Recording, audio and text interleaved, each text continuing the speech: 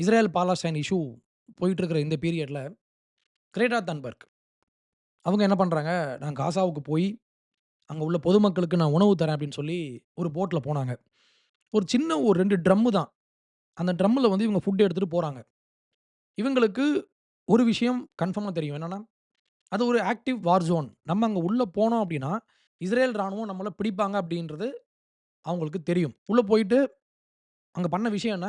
ஒண்ணுமே இல்ல. இஸ்ரேல் ராணுவம் அவங்கள எதுவுமே பண்ணல. அவங்கள பிளாக் பண்ணி, அவங்களுக்கு சாண்ட்விச் குடுத்து, அவங்கள பேக் பண்ணி ஃப்ளைட்ல ஏத்தியாச்சு. ஏத்தி அனுப்பிச்சுட்டாங்க. ஸ்வீடன்ல அவங்க லேண்ட் ஆகுறாங்க. லேண்ட் ஆயி ஏர்போர்ட்லருந்து வெளிய வராங்க. நீங்க அந்த காட்சிகள பாருங்க. Grande Oj, oj, oj. Kommer flagga upp. Palestina! De vill prata med dig där om Solidaritet! Palestina, Free Palestine! Free Palestine! Free Palestine!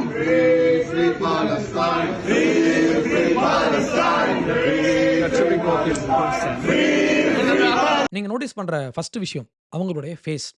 அத பாருங்க.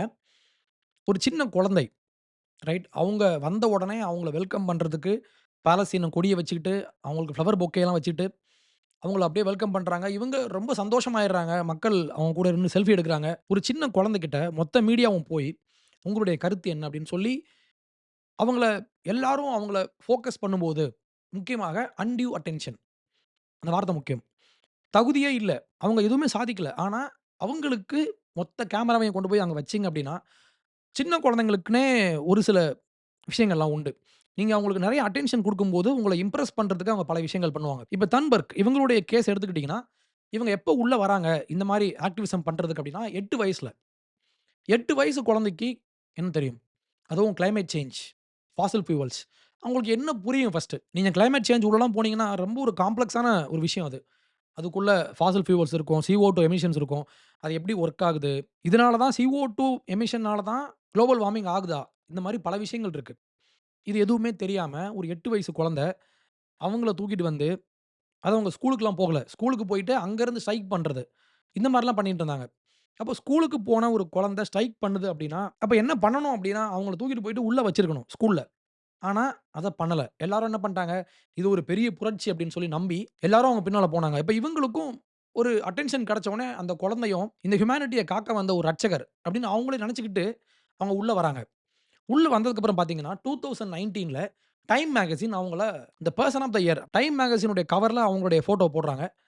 நெக்ஸ்ட் டிகாப்ரியோ, நடிகர் டிகாப்ரியோ அவரு அவரு ஒரு கட்டத்த தாண்டி போயிட்டு, நம்ம காலத்துக்கான மிகப்பெரிய தலைவர் அப்படின்னு சொல்லி போஸ்ட்லாம் போட்டு வச்சிருந்தாரு. ஒரு லெவலுக்கு மேல அதையும் தாண்டி நோபல் பிரைஸ் கமிட்டி அவங்க நோபல் பீஸ் பிரைஸ்க்கு இவங்கள நாமினேட் பண்றாங்க.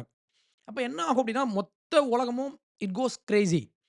அப்ப என்ன ஆகும்? இவங்க கால்ல போய் விழுறாங்க. இவங்க என்ன பண்றாங்க? இவங்க ஏதோ பெரிய ஒரு காட் மாரி நெனச்சுக்கிட்டு, நான் போய் காப்பாத்துறேன் அப்டின்னு சொல்லி உள்ள வராங்க. இதன் மூலமாக என்ன ஆகுதுன்னா, எது உண்மை அப்டின்றது மொத்தமாக மறைக்கப்படுது. ஒரு விஷயம் உண்மையா? பொய்யா? இல்ல யாரு சொல்றது சரி? யாரு பக்கம் நியாயம்? இந்த மாரி பல விஷயங்கள் இருக்கு. இந்த விஷயத்த நீங்க புரிஞ்சுக்கணும்னா, நீங்க பண்ண வேண்டிய ஒரே விஷயம் டிபேட் பண்ணணும். பேசணும் அத பத்தி. அத பத்தி விஷயம் புரிஞ்சவங்க, படிச்சவங்க. அவங்களுக்கு விஷயம் தெரியும். அவங்கள போய் கேட்காம, ஒரு ஒரு ரியல் ஸ்டோரிய வந்து மக்கள் கிட்ட கொண்டு போகாம, ஒரு எமோஷனலா ஒரு சின்ன குழந்தை, அதுவும் இல்லாம அவங்களுக்கு ஆட்டிசம் ப்ராப்ளம் இருக்கு. ஆஸ்பெர்ஜர் சிண்ட்ரோம் சொல்லுவாங்க. அது என்னன்னா, அவங்களுக்கு லேர்னிங்ல ஒரு சில டிஃபிகல்டீஸ் இருக்கும். ஒரே விஷயத்த அவங்க திருப்பி திருப்பி பேசுவாங்க. அவங்களுக்கு அந்த ரெப்பிட்டிஷன் அதிகமா இருக்கும். நீங்க இப்போ ஒரு ஜோக் சொல்றீங்க, இல்லன்னா ஒரு சர்காஸ்டிக்கா பேசுறீங்க அப்டின்னா, அதனுடைய உள் அர்த்தம் என்ன அப்டின்றத புரிஞ்சுக்கிறதுக்கு அவங்களுக்கு டைம் எடுக்கும். அப்ப அப்படி இருக்கிற ஒரு குழந்தை, அவங்கள கொண்டு வந்து, அவங்களுக்கு உலகத்த பத்தி எந்த ஒரு அறிவும் கிடையாது. ஆனா, அவங்கள கூட்டு வந்து உட்கார வச்சு, அவங்கள ஃபோக்கஸ் பண்ணி, எல்லாரையும் பேச வச்சு, அப்ப என்ன ஆகுதுன்னா, ஒரு விஷயத்த ஆரோக்கியமாக உட்கார்ந்து, விவாதிச்சு, பேசி, அதுல எது உண்மை அப்டின்றத மக்கள்கிட்ட கொண்டு போறத விட்டுட்டு, இவங்க என்ன பண்றாங்க, ஒரு சின்ன பொண்ணு, அதுவும் பாதிக்கப்பட்ட பொண்ணு அப்டின்னா, இன்னும் அதிகமான அவங்களுக்கு அட்டென்ஷன் கிடைக்கும். அப்ப இதெல்லாம் சிம்பல்ஸ். பாலஸ்தீன் கொடி, அந்த கஃபியா, அந்த பொக்கே இத மாரி பல விஷயங்கள காமிச்சு, மக்கள வந்து டைவர்ட் பண்ற விஷயங்கள். பிளஸ் அந்த கோஷம். இது எல்லாமே என்னன்னா, எமோஷனலா மக்கள ஒரு பக்கம் டைவர்ட் பண்ணி கொண்டு போறது. அவங்களுக்கு ஒரு காசு இருக்கும். அவங்களுக்குன்னு ஒரு நோக்கம் இருக்கும். அந்த நோக்கத்துக்கு நேராக மக்கள அப்படியே ஒரு ஒரு ஆட்டு மந்தை மாரி அவங்கள கொண்டு போணும்னா, அதுக்கு ஒரே வழி கோஷம் போடணும். கோஷம் போடுறதுக்கு அவங்களுக்கு ஒரு ஹீரோ வேணும். இஸ்ரேல் ராணுவம் அவங்க கண்ட்ரோல்ல தன்பர்க் இருந்தப்போ, அந்த அக்டோபர் 7 அட்டாக் பத்தி நாங்க வீடியோஸ் காட்டுறோம். அத பாருங்க.